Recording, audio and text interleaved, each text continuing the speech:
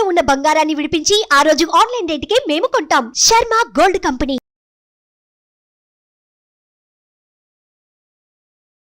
నమస్తే, welcome to Suman TV. నేను మీ యామ్ని. ప్రస్తుతం మనతో ఉన్నారు జ్యోతిష వాస్తు శాస్త్రంలో మొట్టమొదటిసారిగా పట్టా తీసుకున్న తొలి తెలుగు మహిళా పంచాంగకర్త, మహా ఉపాధ్యాయులు డాక్టర్ ఈడ్పుగంటి పద్మజారాణి గారు ఉన్నారు. అమ్మతో మాట్లాడదాం. క్రోధినామ సంవత్సరంలో అసలు 12 రాశుల వారికి ఏ విధంగా ఉంటుంది, ఈ విషయాలు కూడా మనం అడిగి తెలుసుకుందాం. అమ్మతో మనం మాట్లాడదాం. నమస్తే అండి. నమస్కారం. అమ్మ, ఈ క్రోధినామ సంవత్సరంలో అసలు కన్యా రాశి వారికి ఏ విధంగా ఉంటుంది, అలానే ఈ రాశి వారికి సంబంధించి ఆదాయం కానీ, వ్యయం, రాజపూజ్యం, అవమానం గురించి తెలియచేయండి అమ్మ. ముందుగా మనం ఈ రాశి ఫలితాలు తెలుసుకునేటప్పుడు కూడా కొన్ని ముఖ్యమైన విషయాలు కూడా ఇక్కడ మనం తెలుసుకోవాలి. మొట్టమొదటిగా ఏంటంటే, ఈ రాశి ఫలితాలు అనేటప్పుడు గ్రహ సంచారం ఎలా ఉంది, ఎందుకంటే ఇది గోచార ఫలితాలు ఇవి కాబట్టి గ్రహ సంచారం ఎలా ఉందన్నది ప్రతి రాశి మనం తెలుసుకుంటాం. రెండోది వచ్చేటప్పటికి ప్రతి వ్యక్తికి జన్మ జాతకం అని ఒకటి ఉంటుంది. అంటే పుట్టినప్పుడు జాతకం వేయిస్తారు, దాన్ని బట్టి వాళ్ళకి ఏ దశలు నడుస్తున్నాయి, అంతర్దశలు నడుస్తున్నాయి, అది ప్రధానంగా సాగుతూ ఉంటుంది. చాలామంది వేసుకునే ఉంటారు. కాబట్టి దాన్ని బట్టి ఏదన్నా అంటే నడిచే దశలు ఏంటి, అంతర్దశలు ఏంటి అన్నవి చూసుకుంటూ పెడతారు. అది మాత్రమే కాకుండా ఈ గోచారాన్ని సంవత్సరం కలిపి చూసుకోవాలి. కానీ కేవలం గోచార ఫలితాలు బట్టే, నామ నక్షత్రాలు బట్టి కానీ, అంటే గోచార ఫలితాలు ఎలా చూసుకుంటారు, చాలామంది వాళ్ళ నక్షత్రం తెలుసో లేకపోతే నామ నక్షత్రం ప్రకారమో రాశి ఫలితాలు తెలుసుకుందాం అని అనుకుంటారు. ఆ తెలుసుకునే ముందు వాళ్ళ అసలైన జాతకాన్ని కూడా కలిపి చూసుకున్నప్పుడు ఫలితాలు బాగుంటాయి. ఎందుకంటే ఇది కామన్గా చెప్పేది కదా.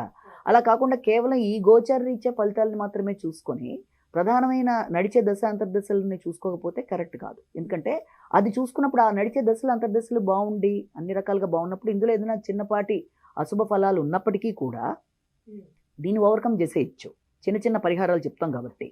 అంతేగాని ప్రధానమైనది చూసుకోకుండా దీంట్లో ఉన్నవి చూసి కంగారు పడి, అంటే అమ్మ మాకు ఏలినాటి శనో లేకపోతే అష్టమ శనో అలా కంగారు పడవలసిన అవసరం లేదు. ఎందుకంటే ఈ గోచార రీత్యా ఫలితాల బట్టి మనం చేసే పరిహారాలు శ్లోకాల రూపంలోనో ఏదో చిన్నవి చేసుకోగలం. ప్రధానమైన జాతకంలో ఏ రకమైన సమస్య లేనప్పుడు దీని గురించి అంతగా చింతించక్కర్లా, ఏ రాశి వాళ్ళకైనా అన్నది కూడా ప్రధానంగా అందరూ గుర్తుపెట్టుకోవాలి. అంటే ఇదే కాదు, ప్రధానం వాళ్ళ జాతక చక్రాన్ని కూడా కలిపి చూసుకోవాలి. అప్పుడే దాని యొక్క ఫలితాలను మనం అన్వయించుకోవాలి అన్నది కూడా ఒకటి గుర్తుపెట్టుకోవాలి. ముఖ్యంగా కన్యారాశి వాళ్ళ విషయం తెలుసుకునేటప్పటికీ కన్యారాశి వాళ్ళకి ఈ సంవత్సరం ఆదాయం 5, వ్యయం 5, రాజపూజ్యం 5, అవమానం 2. ఇక్కడ ఆదాయ వ్యయాలు 2 సమానంగా ఉన్నాయి. ఇక ఈ రాజపూజ్య అవమానాల్లో రాజపూజ్యం బాగుంది, అవమానం అనేది కొంత తక్కువగానే ఉంది. ఇది బాగానే ఉంది.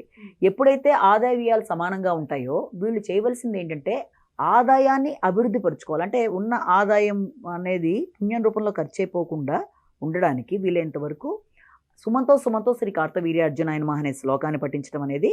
ఇక దాంతోపాటుగా వీళ్ళు తప్పనిసరిగా జనని కనకవృష్టిని దక్షిణ తెరపయాం ఈ 2 శ్లోకాలు పఠించడం వల్ల ఆర్థిక అంశాలలో కూడా వీళ్ళకి అన్ని విధాలా ముందుకు వెళ్ళడానికి ఆస్కారం ఉంటుంది. ఆదాయం అనేది పెరుగుతుంది, అప్పుడు వ్యయం అనేది కొంత తగ్గుదలలో ఉంటుంది. ఇప్పుడు 2 సమానంగా ఉన్నాయి కాబట్టి. ఇక రాజపూజ్య అవమానాల్లో రాజపూజ్యం బాగుంది, అవమానం తక్కువ ఉంది. ఇది బాగుంది కాబట్టి పుణ్యం రూపంలో అది ఖర్చు కాకుండా ఉండడానికి ఇతరులలో దైవాన్ని దర్శించినట్లయితే తప్పనిసరిగా బాగుంటుందని మనం భావన చేయొచ్చు. ఇక ఈ సంవత్సరం తీసుకున్నట్లయితే ఈ కన్యారాశి వాళ్ళకి గురుగ్రహం సంవత్సరం అంటే ఉగాది ప్రారంభం నుంచి మే 1 దాకా అష్టమ స్థానంలో గురుడు ఉండడం జరుగుతుంది. ఇక ఆ తర్వాత వృషభ రాశిలోకి ప్రవేశించి సంవత్సరాంతం వరకు నవమ స్థానంలో ఉండడం జరుగుతుంది. అయితే ఎప్పుడైతే అష్టమ స్థానంలో ఉంటుందో ఆర్థికపరమైన విషయాల్లో కొంచెం ఖర్చులు అనేవి అధికంగా ఉంటాయి. వాళ్ళకి ఆరోగ్య విషయంలో కూడా కొంత శ్రద్ధ తీసుకోవాలి. దాంతోపాటుగా ఆ ఖర్చులు వీళ్ళకి మంచి విధానంలో అయ్యే ఖర్చులు అవుతాయి. అంటే ఏంటంటే అయిన ఖర్చులు సద్వినియోగం అవుతాయి. ఆకస్మికమైన ఖర్చులు ఉంటాయి, ఆ ఖర్చులు తట్టుకోలేని స్థాయిలో కూడా ఉంటాయి, కానీ అవి ఉపయుక్తంగా ఉండే విధంగా వీళ్ళకి ఉండడం అనేది జరుగుతుంది. ఇక మాట విలువ విషయం తీసుకునేటప్పటికీ మాట విలువలో కొంత తక్కువగా ఉంటుంది. గృహంలో కొంచెం ఘర్షణాత్మకంగా రావాల్సిన ఆదాయం కొంచెం రావడంలో తక్కువగా ఉంటుంది. ఇది తర్వాత గృహ సౌఖ్యం కూడా బాగుంటుంది. అంటే అయ్యే ఖర్చుల్ని ఏదైనా గృహం మార్పులోనో లేకపోతే గృహం కొనుగోలులో కానీ లేకపోతే కొత్త ఇంట్లోకి మారాలన్న ప్రయత్నం కానీ విద్యా సంబంధమైన అంశాలలో కానీ వీళ్ళకి అనుకూలమైన అవకాశాలు అనేవి కనబడుతున్నాయి. ఇప్పుడు మేషరాశిలో గురుడు ఉన్నప్పుడు, కానీ ఇప్పుడు వృషభ రాశిలోకి ప్రవేశించే సమయానికి ఆయన అక్కడి నుంచి సంవత్సర కాలం పాటు వృషభ రాశిలో ఉండడం అనేది, అది కూడా శత్రుక్షేత్రం అవ్వడం అనేది, అది నవమస్థానం కూడా అవ్వడం వల్ల వీళ్ళకి ఎలా ఉంటుందంటే తండ్రికి సంబంధించిన ఆరోగ్య విషయాల్లో కొంత జాగ్రత్తలు అయితే తీసుకోవాలి. అంటే అది శత్రుక్షేత్రం కూడా అయింది కాబట్టి ఆరోగ్య అంశాల్లో జాగ్రత్త తీసుకోవాలి. సంతృప్తికి సంబంధించిన విషయాలు, తర్వాత ఆధ్యాత్మిక సంబంధించిన విషయాల్లో కూడా వీళ్ళు చేద్దాము అనుకున్నా కూడా ఏదో విధానంలో అది కొద్దిగా మార్పులు లాంటివి ఏర్పడుతూ ఉంటాయి. అంటే చేసేద్దాం అన్న ఆలోచన వేరు, ఆచరణ వేరు. ఆచరణ విషయం వచ్చేటప్పటికి కొంత ఆటంకాలు లాంటివి ఏర్పడే అవకాశాలు లాంటివి ఉంటాయి. ఆ విషయాన్ని జ్ఞాపకం పెట్టుకొని ఆ యొక్క ఆటంకాన్ని అధిగమించే ప్రయత్నాలు లాంటివి చేయాలి. ఇక దాంతోపాటుగా ఏంటంటే వీళ్ళకి ముఖ్యంగా ఈ గురుడు యొక్క దృష్టి పడిన ప్రదేశాలు తీసుకున్నా కూడా వీళ్ళల్లో వీళ్ళ యొక్క ఆలోచనలే వీళ్ళకి కొంత వ్యతిరేకంగా ఉంటాయి. అంటే వీళ్ళు ఇలా ఆలోచించి ఈ పని చేద్దాం అనుకున్న దాంట్లో వాళ్ళ ఆలోచనల వల్లే వాళ్ళు ఇబ్బంది పడతారు. అదొకటి.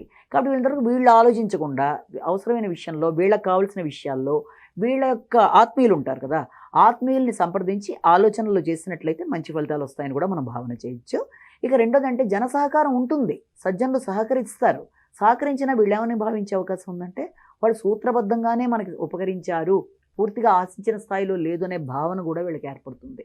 కాబట్టి ఆ విషయంలో కూడా వీళ్ళు కొంత జాగ్రత్తలు తీసుకోవాలి.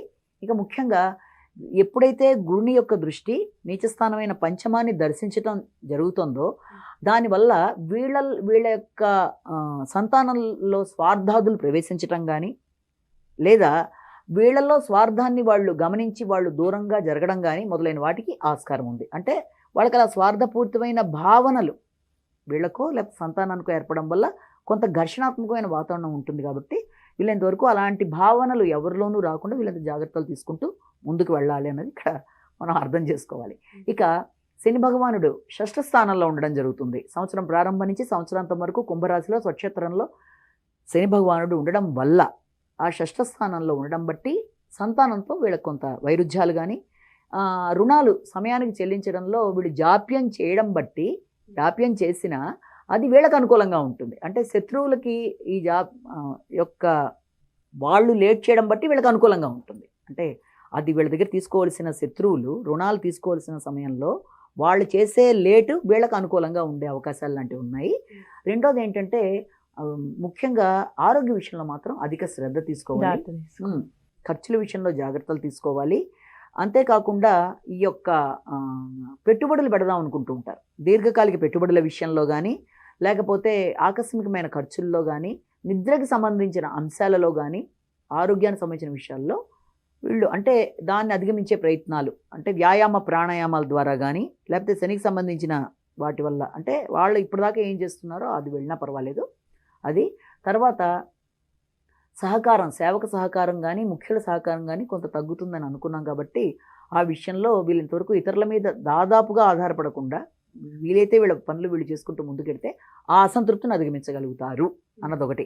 ఇక రాహుకేతువుల వల్ల కూడా వీళ్ళకి ఏంటంటే వీళ్ళకి వీళ్ళ విషయాల్లో అశ్రద్ధ, సంఘంలో వ్యక్తులు అంటే కావలసిన వారి మీద శ్రద్ధ ఎక్కువగా ఉండడం బట్టి అది కొంత ఇబ్బంది కలుగుతుంది. అంటే వీళ్ళ విషయాలు వీళ్ళు ఎప్పుడైతే అశ్రద్ధ చూపించి వైరాగ్య ధోరణిలోకి పెడతారో దానివల్ల ఇబ్బందులు అనేవి ఏర్పడతాయి.